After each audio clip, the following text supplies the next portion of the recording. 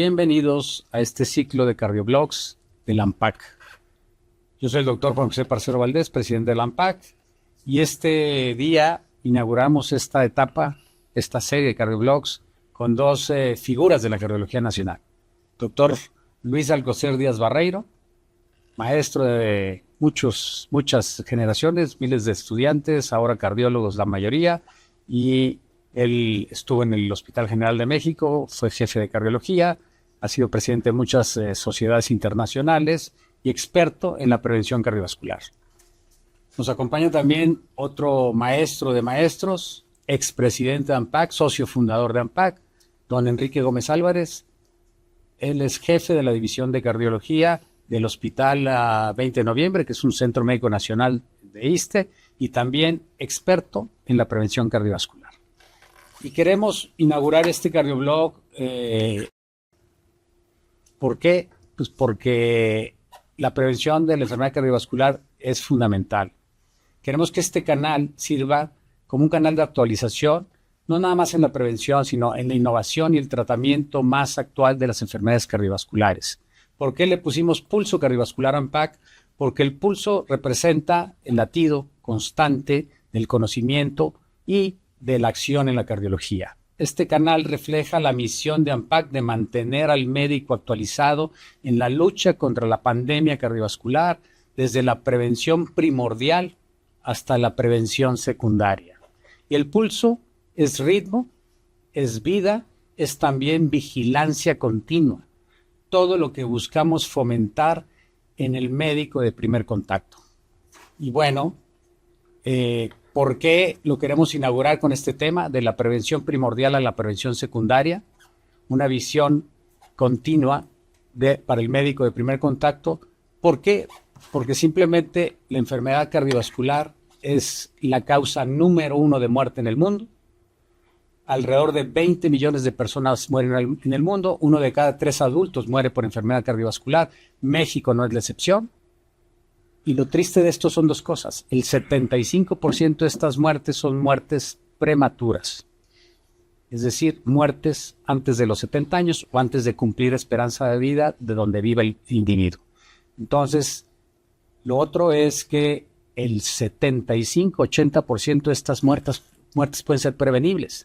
¿A través de qué? De la prevención de la enfermedad cardiovascular.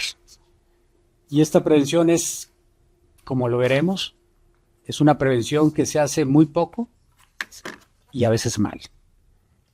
La prevención primordial es la prevención que debe empezar en individuos sanos, en individuos que no tienen enfermedad, y evitar que lleguen a desarrollar factores de riesgo. Es la prevención que debe iniciarse desde que la madre está gestando el producto, desde antes de que se embarace, desde los niños en las primarias, desde los adolescentes en las secundarias. Y bueno, si fracasa esa prevención, ya llegan estas personas, estas personitas a ser adolescentes enfermos, y tendríamos que actuar en prevención primaria, que es la prevención que se debe dirigir a personas que tienen factores de riesgo, que en realidad son enfermedades cardiovasculares. Hoy día, ustedes no me dejarán mentir, vemos adolescentes, vemos niños con hipertensión, con dislipidemia, con diabetes. Bueno, prevención primaria ahí sería evitar que sus niños desarrollen complicaciones de la enfermedad cardiovascular a través de lo que nos van a contar los expertos. Y bueno, finalmente en nuestro país lo que más hacemos es prevención secundaria, que es una tragedia porque la prevención secundaria es cuando ya hubo un evento clínico, el paciente ya tuvo un infarto, un accidente cerebral vascular o insuficiencia cardíaca o insuficiencia renal. Entonces, para empezar esta sesión, yo me gustaría preguntarle al doctor Alcocer, ¿qué evidencia existe, Luis, sobre el impacto del ambiente gestacional y la primera infancia en el riesgo futuro de enfermedad cardiovascular? La enfermedad cardiovascular, como todas las enfermedades crónicas no transmisibles, se genera a través de algo que se nos olvida, que son 3 componentes fundamentales. El primer componente es el componente genético, que lo podíamos decir, bueno, pues ¿cómo escogiste a tus papás? Eso es muy importante porque el componente genético es muy, muy importante. El segundo componente es el componente conductual, cómo te comportas o cómo te comportas desde el principio de tu vida y después. Y el tercer componente es dónde vives, las condiciones socioeconómicas, etcétera. Bueno, ahora sabemos fundamentalmente de un concepto muy importante en prevención primordial, que es la principal prevención primordial, que es el concepto de los primeros 1000 días de vida, que se inician con la concepción en sí. Desde ese momento se inicia, desde antes, porque por eso decíamos que si escogiste mal a tus papás, pues vas a tener problema toda la vida. Entonces, es muy importante esto porque antes no le dábamos este sentido a que esto es verdaderamente lo que es prevención primordial. Entonces, quizás la prevención primordial empezaría desde este consejo genético de cómo debe hacer una pareja, estudiar cómo son las cosas y después pues todo el proceso del embarazo. El embarazo es extraordinariamente importante. Sabemos que la salud de la madre influye tremendamente en el futuro del nuevo ser. Si la madre desarrolla, por ejemplo, hipertensión arterial, si desarrolla diabetes durante el embarazo, no solo afecta el futuro de la madre, sino que también tiene que ver mucho con el desarrollo de la persona después. Aquí también tiene que ver mucho la alimentación materna.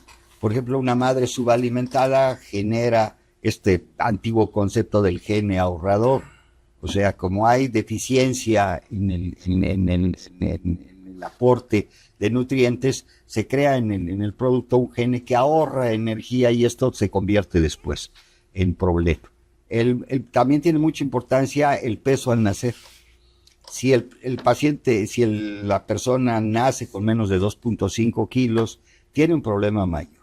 Y esto se completa con un crecimiento muy rápido de los primeros días de la lactancia.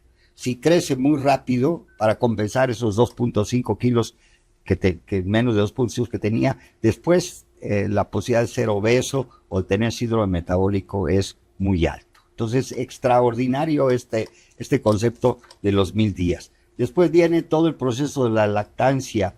Sabemos que la lactancia materna es muy protectora en cuanto al aspecto cardiovascular, no solo por los aspectos afectivos, sino por todo lo que transmite la madre de componentes hormonales, etcétera, etcétera, en el bebé.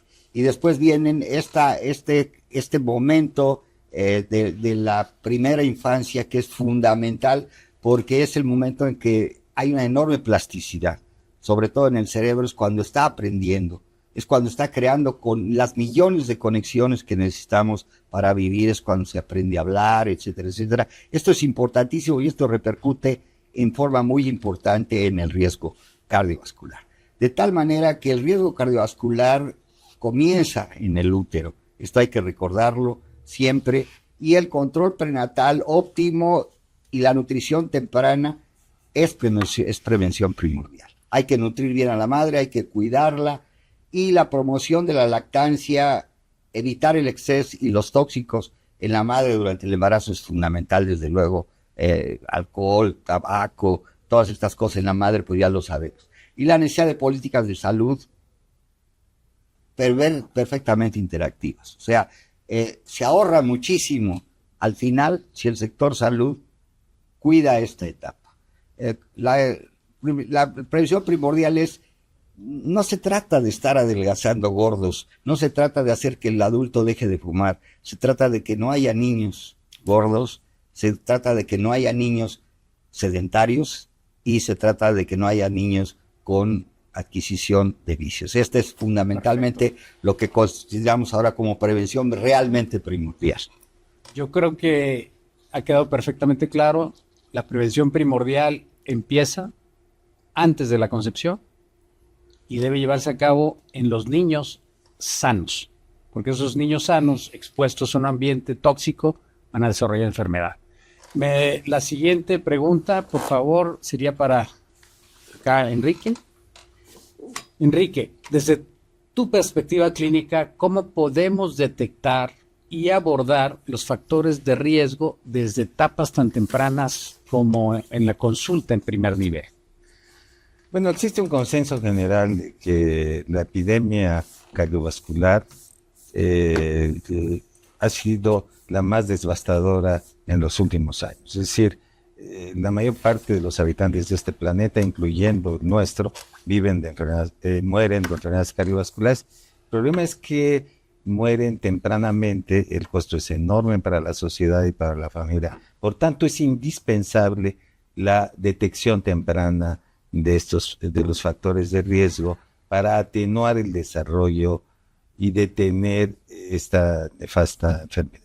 Así que hay que empezar lo más rápido posible durante la adolescencia. Hay que medir la presión arterial frecuentemente en la familia. Debe de haber, hoy en día existen dispositivos que se venden en las farmacias digitales, y debe ser un instrumento de medida familiar, de botiquín, como decíamos antes. Y no olvidar, pues, que la hipertensión arterial, por ejemplo, es una enfermedad asintomática.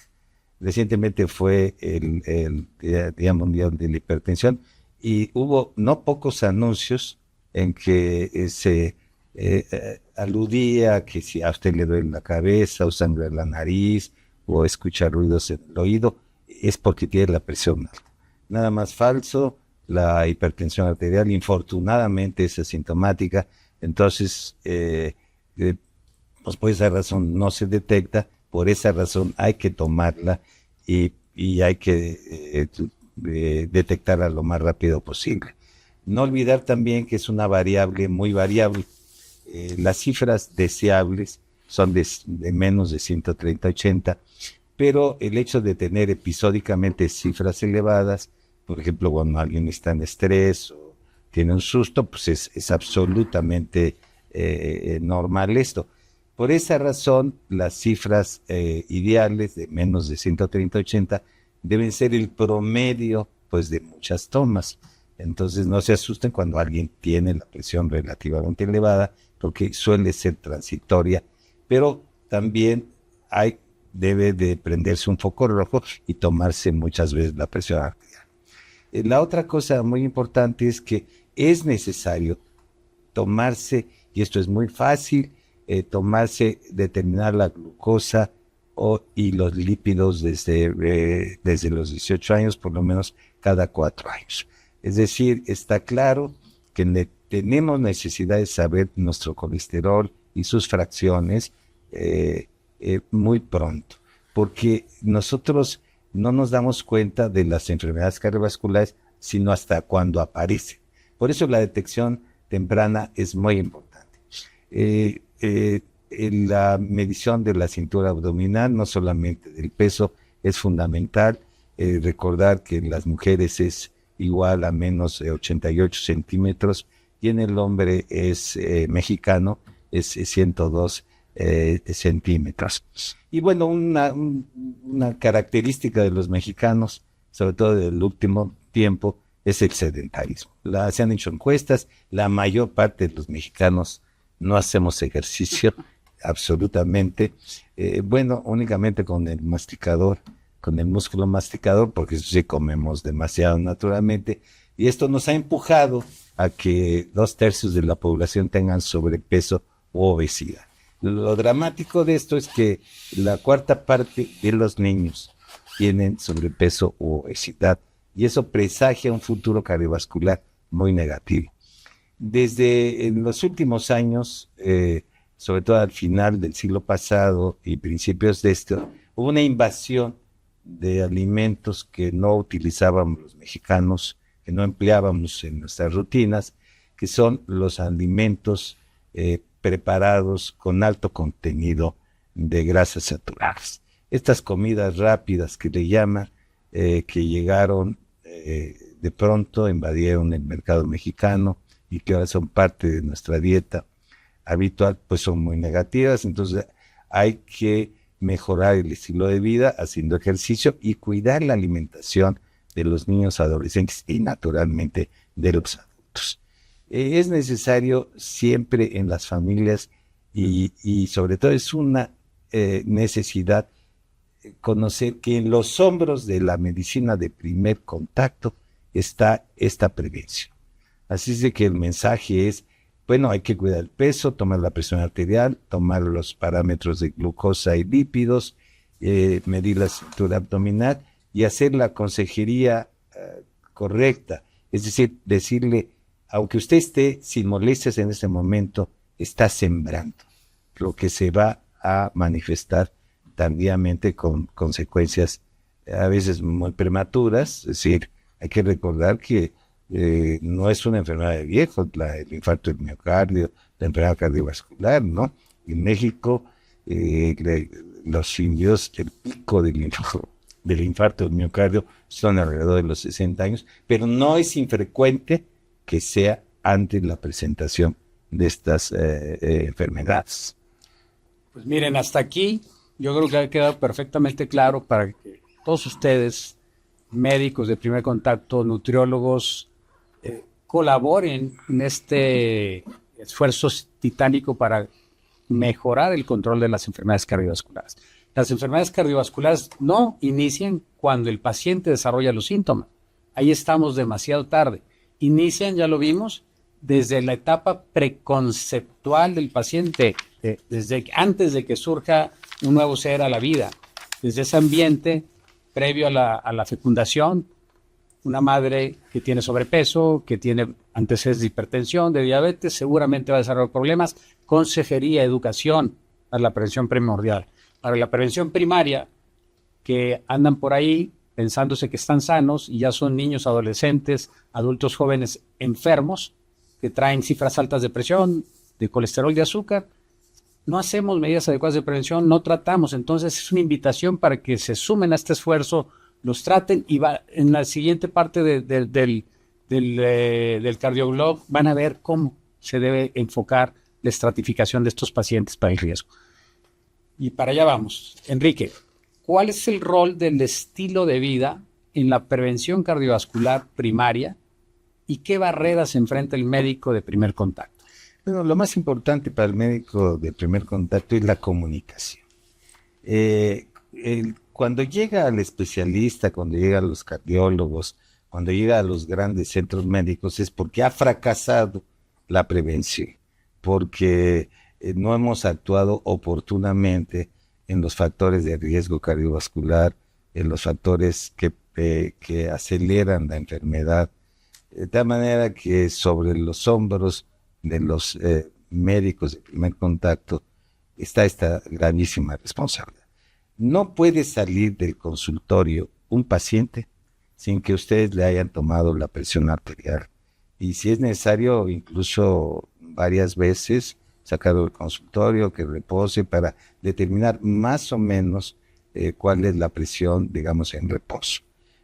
También hay que hacer una consejería acerca de los hábitos nutricionales de él mismo y de su familia, porque él no come solo frecuentemente, sino come en el seno familiar. Entonces, una cosa que es muy importante, los mexicanos tomamos refrescos, lo que llamamos refrescos con alto contenido de azúcar. Somos el primer país del mundo. Tomamos alrededor de 180 litros per cápita al año. Este es un veneno. O sea, estos refrescos deben desaparecer de las mesas, de las comidas familiares o sociales. Y yo todavía veo en los hospitales que las enfermeras o médicos van cargando los refrescos, particularmente uno negrito, y que se permite la entrada a un centro de salud de este nefasto alimento que causa mucho daño y que incluso algunas comunidades se lo dan en el biberón.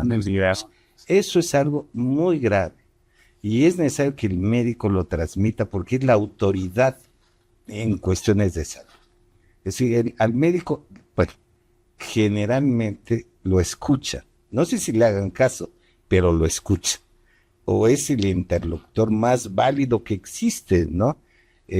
Y obviamente hay que cambiar los estilos de vida. Sé que es complicado, pero hay que emplear la dieta Y nosotros tenemos una dieta muy, muy buena, nuestra dieta tradicional, la que hacían las abuelas día a día, es una dieta muy saludable, llena de vegetales, de frutas. Nosotros somos un país de frutas y de invadido de frutas y de verduras increíbles. Nuestros mercados son riquísimos en eso y también podemos utilizar cárnicos de manera moderada, etcétera. En fin, hay que hacer orientaciones dietarias. Y naturalmente lo más importante es que hay que ir al médico. Hay sujetos que tienen enfermedad cardíaca y que es la primera vez que van al médico cuando tienen su infarto de miocardio. Pues eso no es posible y la siembra de estas enfermedades es en los jóvenes. Por eso es que es necesario que vayan al médico, no hasta que les duela algo o que tengan síntomas. Hay que detener la enfermedad oportunamente. Ahora, Luis, ¿qué intervenciones en alimentación, actividad física? Ya lo comentaron. México es prácticamente el segundo lugar del mundo en obesidad y sobrepeso. De adultos, el primero en obesidad infantil. 70% somos sedentarios. ¿Qué consejería les daría a sus pacientes? Pero también algo muy importante, en el tema de salud mental. ¿Por qué? Porque hemos visto que cada vez, yo creo que lo vas a tocar, la salud mental y el ambiente sociocultural es importante. Pero, ¿cómo aterrizar esto desde la adolescencia? ¿Para qué? Para que esos adolescentes rompan con estos yugos culturales que vienen arrastrando. Muy bien, pues esta es una pregunta muy interesante porque en realidad la alimentación saludable es algo muy importante. La alimentación ha cambiado muchísimo en cuanto a la disponibilidad de alimentos. No es lo mismo cuando vivíamos y nos comíamos lo que nos encontrábamos tirado y era comida lo que fuera. Y después viene el aspecto ya de la agricultura o de la ganadería correcta. Y actualmente vivimos en la época de la alimentación industrializada. La alimentación industrializada tiene varios problemas fundamentales y es más que nada los alimentos ultraprocesados. Con el objeto de tener alimento para una ciudad tan enorme como esta, pues se necesita que el alimento esté preparado y el procesamiento es un problema mayor desde el punto de vista de salud. ¿En qué consiste los factores negativos del ultraprocesamiento? Para que un alimento, digamos, comercial que se vende por alguna industria tenga éxito, pues tiene que ser en primer lugar paladiable. O sea, tiene que gustarle a la persona y esto se logra fundamentalmente agregándole al alimento sodio, azúcar y grasas saturadas. Tiene mucho valor para ellos porque el agregar, por ejemplo, grasas saturadas aumenta el buen sabor del alimento. La sal es fundamental porque sirve para la conservación del alimento, le da muy buen sabor y además aumenta el peso porque retiene agua y entonces es comercialmente muy buena idea. El agregar azúcar, porque si le agrega azúcar directamente al alimento, también tiene el aspecto de no solo aumentar el gusto, sino crear hábito. O sea, el consumo de azúcar, que ya lo había dicho claramente Enrique, crea un hábito. Es un vicio la toma del azúcar. Entonces, estos alimentos ultraprocesados son un verdadero problema para la salud. Son fuente fundamentalmente de un aumento muy contundente del riesgo cardiovascular. Entonces, actualmente, pues, como ya lo dijo Enrique, hay que incrementar frutas y verduras en la fibra y fibras, hay que reducir los ultraprocesados y las bebidas azucaradas, que de hecho es un ultraprocesado. Esto, de hecho, de alguna manera es más fácil de hacer, porque aquí el Estado puede influir en las grandes compañías vendedoras de alimentos en que precisamente se mejore mucho el aspecto de ultraprocesados. Debo decirles que ha habido una mejoría muy grande en el mundo en este aspecto, porque hay 8 compañías que se dedican a la alimentación del mundo y que tienen prácticamente el 80% de la alimentación, y ellos mismos se dan cuenta de que les van a vivir menos tiempo sus clientes. Entonces se ha mejorado mucho. Por ejemplo, se ha reducido muchísimo el uso de grasas trans, etcétera, etcétera. Y pero esto es muy interesante porque se puede atender bien, y en ese vamos en buen camino. La educación nutricional es fundamental. Hemos visto en nuestro país cómo ahora pues no se permite la entrada de comida chatarra a las escuelas, pero este es un problema. Este es un problema porque no es lo mismo guardar paquetitos de medicamentos a guardar fruta. Este es un problema mayor, o sea, la accesibilidad a estos productos que además son pequeños. Con el problema del ultraprocesado es que es un alimento de baja contenido alimenticio y de alto contenido, digamos, en calorías. Son altamente compactos y además se ponen en un color bonito. Si se dan cuenta, la mayoría son rojos, es muy atractivo. Entonces al comerciante le es más fácil guardar esto. Entonces esto es un problema mayor. No es tan fácil como decir, pues en las escuelas se hace esto. Qué bueno que se haga. No estoy en contra de esto, pero esto debe ir de acuerdo con una logística que es muy difícil. No es lo mismo ir a traer al Walmart o alguna de estas un chorro de paquetes para venderlos en la escuela a preparar alimentación. Pero en fin, hay que hablar en esto y hay que hacer educación nutricional que debe hacerse desde la primera infancia. La educación de los niños es fundamental, no solo para ellos, sino que además se convierten en un agente en la familia, promotor, porque si ellos aprenden a comer bien, pues ya no les gusta que el papá coma cervecitas y se toma Coca-Colas, y no le gusta que fuma. Entonces es extraordinario el impacto que tiene la educación en la primera infancia, en los primeros famosos 1000 días, especialmente en esos momentos, es fundamental. ¿Qué podemos decir del ejercicio? El ejercicio es fundamental y el ejercicio debe ser en algo que podemos decir fit, una mnemotecnia, debe ser, debe prescribirse como se prescribe un medicamento. Hay que hablar sobre la frecuencia, qué tan frecuente tienes que hacerlo. Pues tendrías que hacerlo 5 veces al día, el integrado. La intensidad, qué tan intenso tiene que ser. Bueno, la mayoría de las veces no se necesita ser muy intenso. El tiempo, cuánto tiempo debe hacer, ya sabemos, por lo menos 30 minutos diarios durante 5 días de la semana. Y el tipo, qué debe ser, pues antes le daba mucho más valor al aeróbico, ahora sabemos que tiene que ser conjugado y este tipo de cosas, pero tiene que ser prescrito y debe ser así puesto. Claro. Y en las escuelas debe integrarse esto en ese sentido. El otro aspecto muy importante es el hecho de que también aquí hay una competencia tremenda contra el ejercicio, que son las pantallas. Sí, claro. El niño prefiere la pantalla a hacer ejercicio. La pantalla tiene desventajas muy grandes. Primero, promueve el sedentarismo. Segundo, tiene un efecto muy importante sobre el aspecto psicológico. Exacto.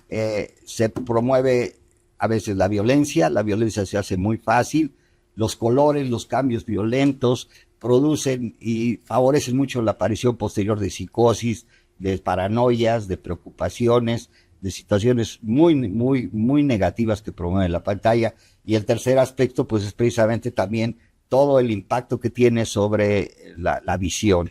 Y la visión, y el chico está inclinado. Es un desastre las pantallas.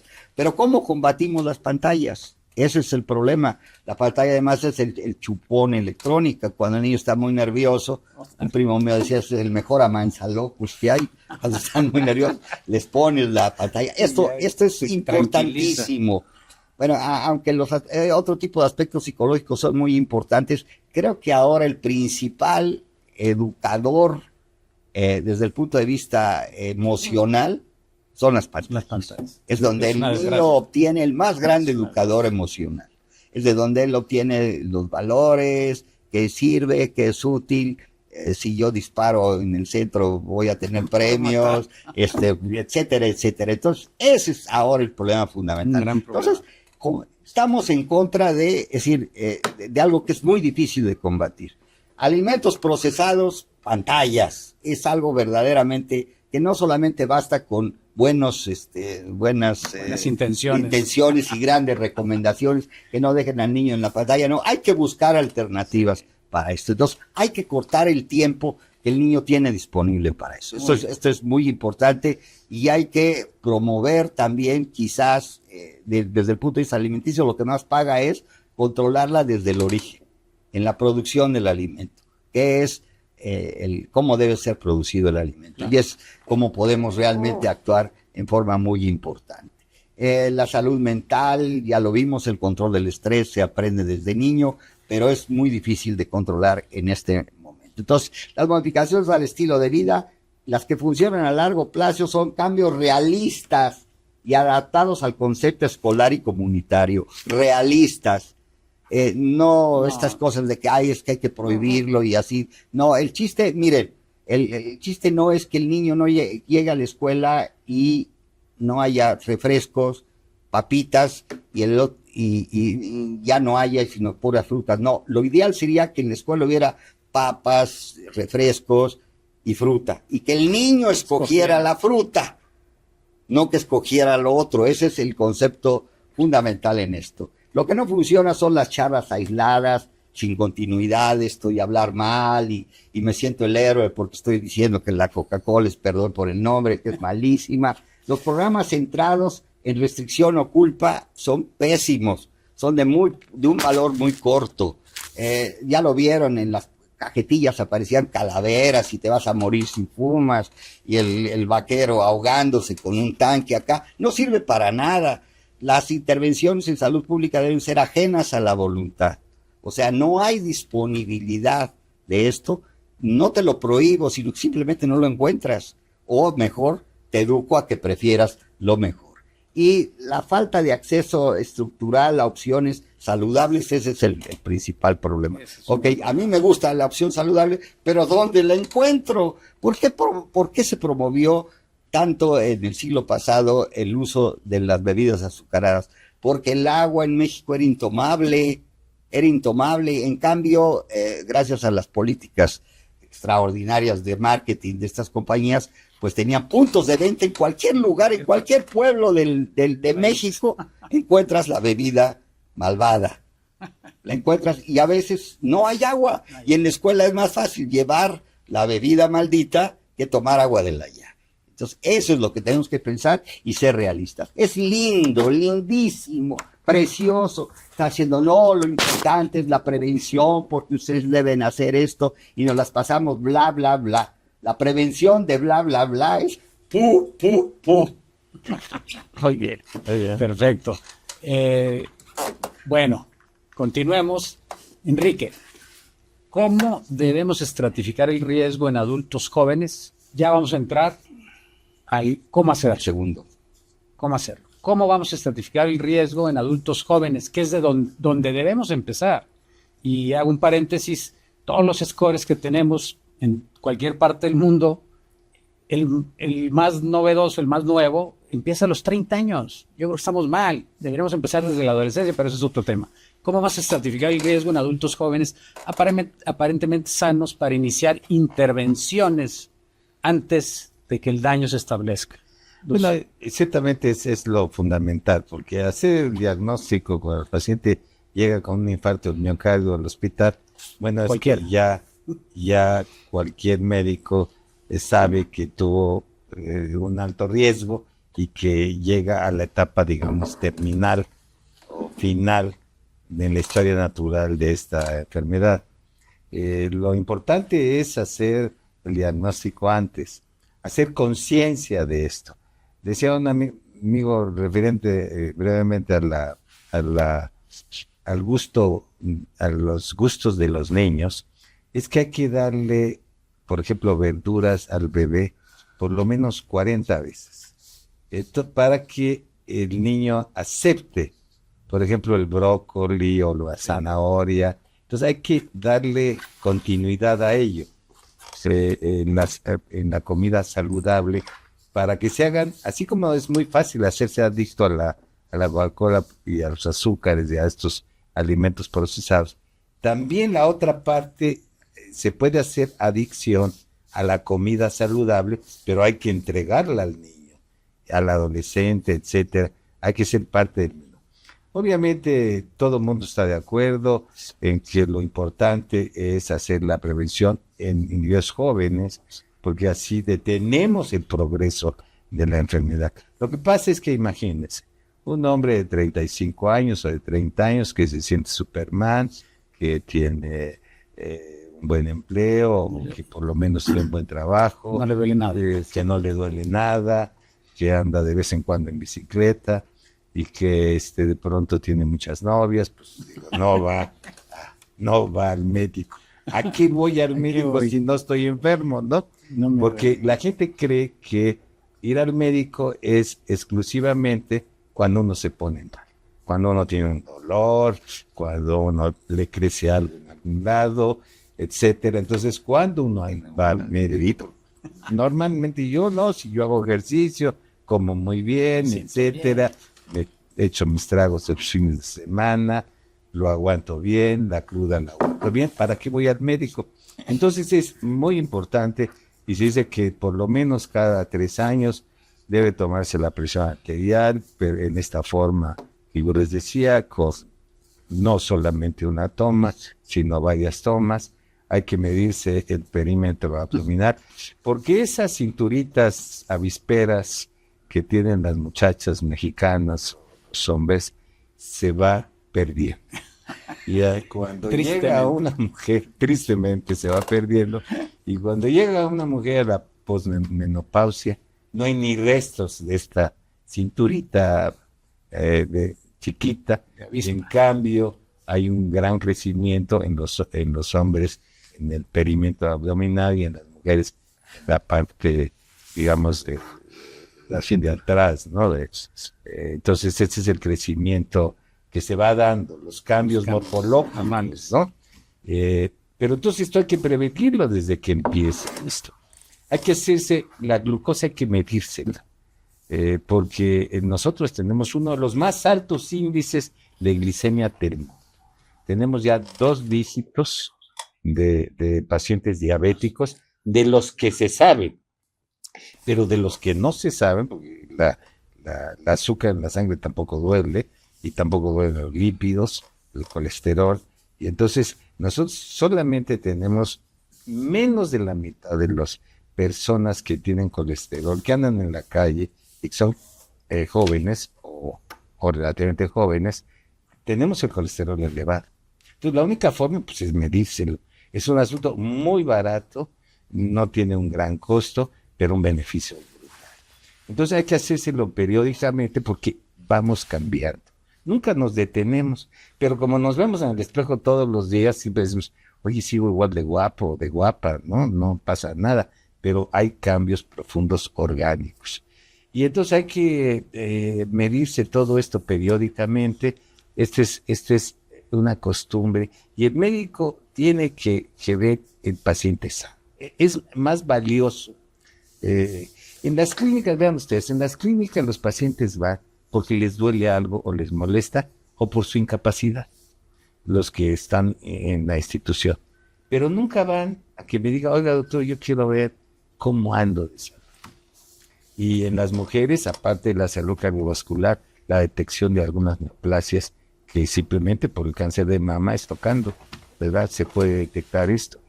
Entonces, debería de haber, digamos, un oficial sanitario en las escuelas y en las clínicas, midiendo todos estos parámetros, porque es la única manera de detener esto. Ahora, hoy en día tenemos recursos formidables. Probablemente no estén al alcance de toda la población, pero tenemos recursos diagnósticos fantásticos. El laboratorio, cada día tenemos marcadores más precisos de la enfermedad, y tenemos algunos recursos, por ejemplo, el ultrasonido, tenemos manera de medir, por ejemplo, el grado de afectación de nuestras coronarias, midiendo el calcio dentro de las arterias coronarias, que son las que irrigan el corazón, y es formidable esto porque con un estudio que dura 3 segundos, ¿verdad? Podemos determinar con claridad el grado de enfermedad coronaria que pudiéramos tener. Estos son ya obviamente casos seleccionados, esto no es de rutina, digamos. De rutina son los exámenes que acabo de decir, la presión arterial, la búsqueda de glucosa, colesterol, la obesidad, estos son los básicos, los de cada 3 años por lo menos en los pacientes asintomáticos. Ahora, si yo tengo un papá que murió antes de los 60 años de un infarto de miocardio, esto nos pone en riesgo, es un factor de riesgo, y hay familias de hipertensos, entonces en esos pacientes que tienen esos antecedentes familiares hay que hacerlo con mayor intensidad. Así es de que la única manera es esto, y esto se hace con los médicos de primer contacto, y también se hace a nivel de cultura familiar. O sea, es muy importante que el médico eduque a la familia, y que pues empecemos pronto, ¿no? Con esta educación, y que hagamos ver que pues hay cosas que hay que cambiar y que hay que preservar los buen estilo de vida, pero también hay que señalar cuando empieza la enfermedad, cuando ya hay algunos estigmas de enfermedad, algunos datos de enfermedad, acudir al médico. Hoy tenemos recursos terapéuticos formidables. Nunca en la historia de la humanidad hemos tenido en los últimos 20, 25 años tantos fármacos tan eficientes.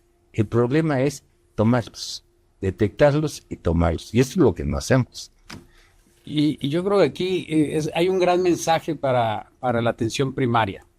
Y en la atención primaria quiero que se sumen los nutriólogos, los pediatras, los ginecólogos, porque debe ser primordial, y luego pasar a la primaria en la niñez y en la adolescencia. Y como no tenemos scores de cálculo de riesgo en estas poblaciones, ya lo acaban de decir, hay que buscar, no hay que esperar que el joven tenga 18 años para medirle la presión, el colesterol, los lípidos. Desde la niñez, desde la infancia, desde antes de nacer, si la madre tiene sus problemas, los va a tener el niño. Entonces, desde ahí es nuestra convocatoria a que se sumen a este esfuerzo.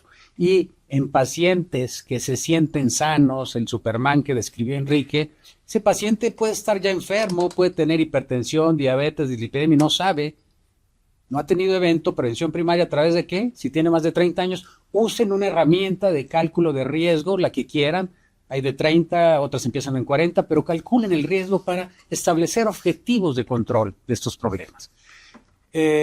Luis, ¿qué herramientas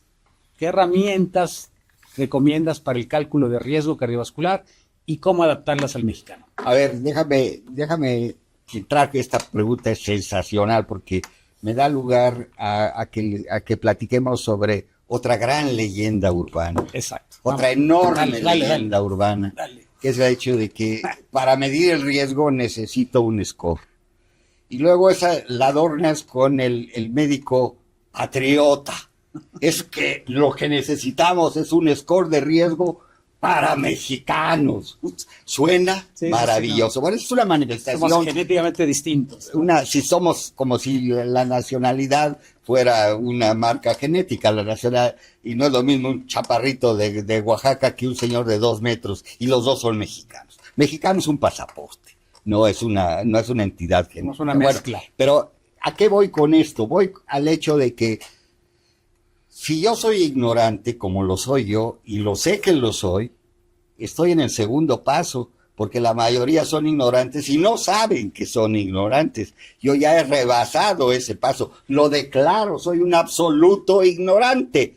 Pues voy en un paso mucho más adelante que la gran cantidad de mis colegas que son absolutamente ignorantes y ignoran que son ignorantes. El que ignora que son ignorantes tiene una defensa fabulosa, que es tener frases hechas, mantras, ¿verdad? Para contestarte. Es que ustedes no toman en cuenta que lo importante es prevenir. Y prevenir, bla, bla, bla, bla, bla, bla, bla. Hablan más que Enrique, que es muy difícil de lograrlo, pero hablan más que Enrique, bla, bla, bla, bla, bla, y nada ejecutivo, ¿no? Entonces, esto no es así. ¿Cómo es? ¿Cómo nos damos cuenta del riesgo? Rapidísimo. Las escalas son necesarias, pero solo para un grupo de personas en riesgo. Hay 3 niveles de riesgo. Todos estamos en riesgo porque todos nos vamos a morir. El riesgo es qué tan pronto me voy a morir. Ese es el riesgo verdadero porque todos estaban en riesgo de muerte. Bueno, hay 3 niveles que tenemos que entender. 2 de ellos son niveles que para el experto son niveles obvios. El nivel de muy bajo riesgo, que se comprende con los 8 componentes de la salud descrito por la American Heart Association, que son muy sencillos de recordar y de hacer. Primero, no debes rebasar 120 de presión arterial sistólica. Nunca. Nunca. Ya empieza el riesgo cuando abandonas 120 de presión arterial sistólica. Olvídate del 140, ese es otro concepto. Estamos hablando de riesgo, abandona 120. LDL, cuando abandonas 100, empiezas con problema. O 200 de colesterol, si tú quieres. Cuando tú abandonas los 100 de glucosa en ayunas, de hecho, cuando llegas a los 100, estás en riesgo. Segundo, si tú has fumado lo que sea el año anterior, estás en riesgo. Quinto, si tu cinturita mide más de 80 centímetros en general, si pasas del 38 en los pantalones o en las faldas, empieza claramente tu riesgo. Si tú no haces por lo menos 20 minutos, 100 minutos a la semana de ejercicio razonable, estás en riesgo. Si tú no cumples por lo menos 2 componentes de la dieta saludable, que son la cantidad. Primero de todos es la cantidad. Puedes comer de lo que quieras, pero poco. Exacto. Y segundo, la calidad, y la calidad ya lo vimos. Alimentos procesados, azúcar, todo esto ya lo vimos. Estás en problemas si tú tienes ese tipo de dieta. Y actualmente decimos, si además duermes menos de, para el adulto 6 horas, estás en problema. Entonces, si tú reúnes todo eso, estás en salud y no necesitas ninguna tabla. Si los reúnes los 8, estás en riesgo bajo y no necesitas tabla. Si ya tuviste un infarto, si tienes diabético o si además de diabético has tenido un infarto, ya no necesitas tablas. O si eres un gordo y además tienes la presión arterial alta y el azúcar alta, no necesitas tablas. Necesitas las tablas a los intermedios. Hay más de 200 tablas, aquí les pongo las más usadas, quién las usa, etcétera, etcétera. Pero hay una regla fundamental. Si tú te gusta seguir unas guías, usa para los pacientes de aparente mediano riesgo, que no son de muy alto riesgo, de muy bajo riesgo, usa el baremo que te propone la guía. Los baremos hay unos muy útiles porque vienen con colorcitos, son más fáciles para el cardiólogo que no sepa leer. Hay unos que vienen en colorcitos, si está en verde está aquí, en amarillo, etcétera, etcétera. Hay otro que le enseñas al paciente que si sube, baja, independientemente de eso, que la tienes en el teléfono. Ahora, todo el mundo pelea por eso y nadie las usa. Esa es la verdad. Esa es la verdad. Y luego hay otra cosa muy interesante, que dan números diferentes todas. Y acabas tratando de decir, a ver, yo necesito porcentar un porcentaje, y todo mundo te dice que lo vuelvas a convertir a cualitativo.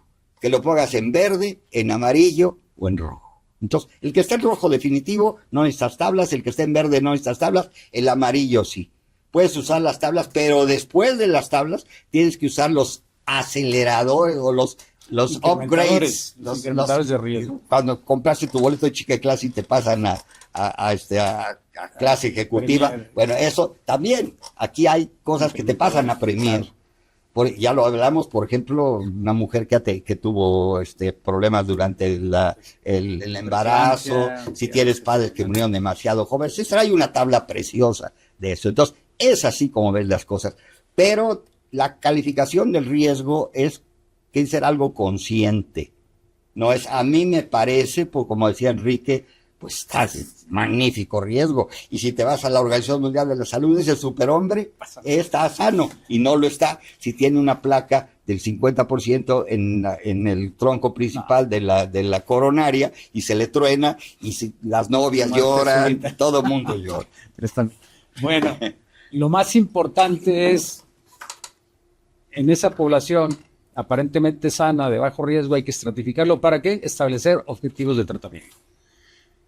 Vámonos rápido porque ya tenemos poco tiempo. Enrique, en 2 minutos, en pacientes con enfermedad cardiovascular establecida, ¿cuáles son los objetivos más importantes que no se deben descuidar, que debemos lograr?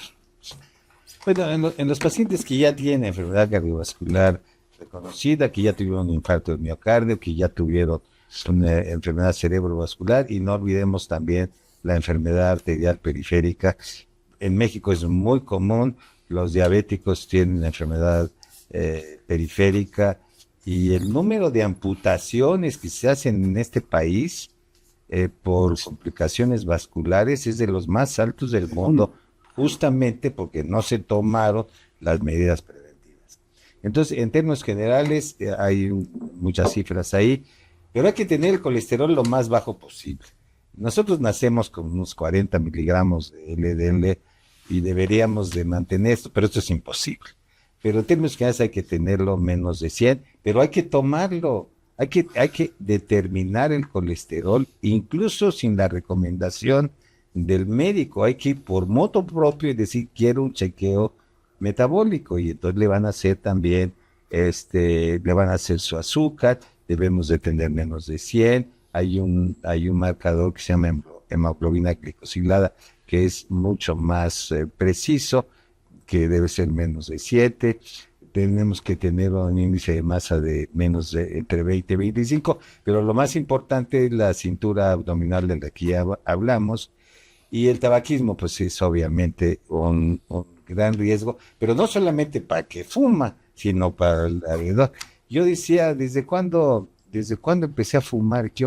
Yo empecé a fumar, yo personalmente empecé a fumar desde que mi mamá tenía 5 horas de embarazo, porque mi papá fumaba una cajetilla al día, y obviamente yo también la fumaba. Entonces era fumador desde que tenía unas horas de concebido. Entonces es algo importante, porque no solamente la responsabilidad del fumador es de que yo fumo y me salgo aquí. Esto no, la contaminación que hace es nefasta, ¿verdad? Y naturalmente determina la función renal. En nuestro país hay más de 200,000 enfermos que están esperando diálisis. Es una tragedia, porque además es muy costosa, no hay mucho, y entonces es un problema morir con el riñón acabado. Por eso es necesario hacerse determinaciones de qué tanto estamos aspirando de proteínas en la orina, o hacerse un examen que lo hace cualquier laboratorio, que es la función renal, la tasa de filtración glomerular, que es un marcador muy importante, y tampoco es muy caro. El ejercicio pues también es algo recomendable, hacer por lo menos 150 minutos por semana, pues moderadamente intenso, con esto basta.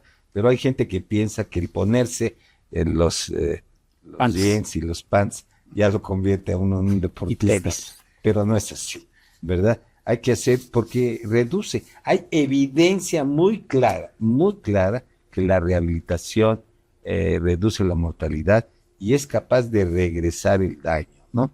Y bueno, ya de la dieta ya habló el doctor Alcocer ampliamente. Hay que hacer modificaciones en el estilo de vida.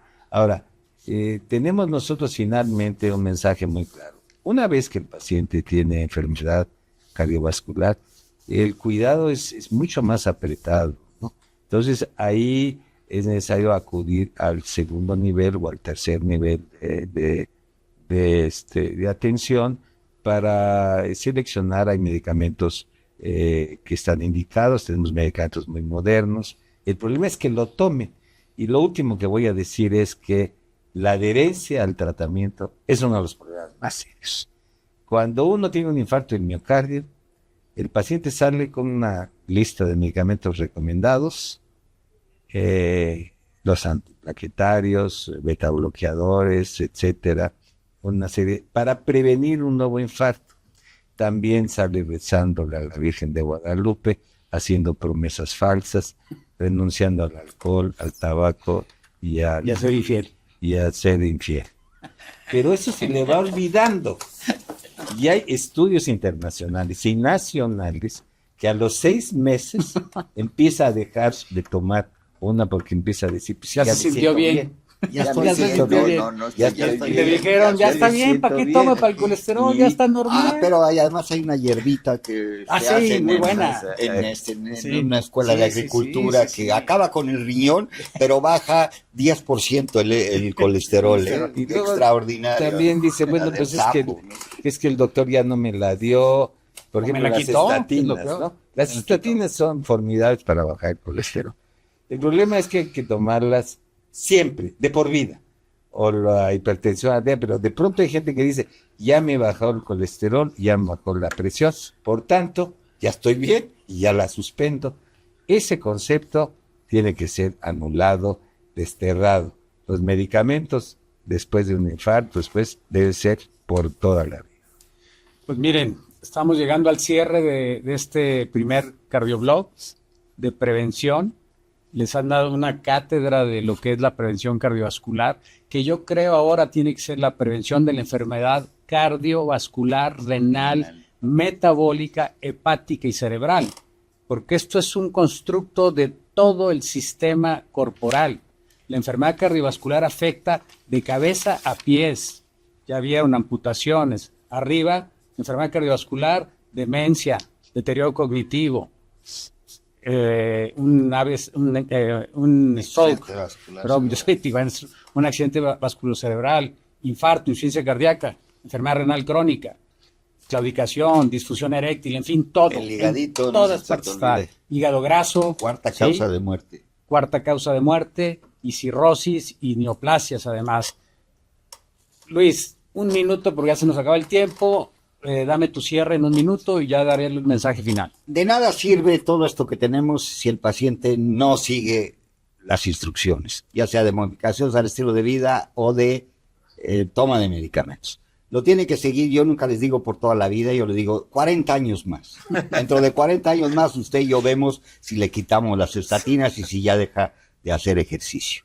¿Por qué no sigue el tratamiento del paciente? Pues les tengo una noticia horrenda, la mayoría de las veces por culpa del médico.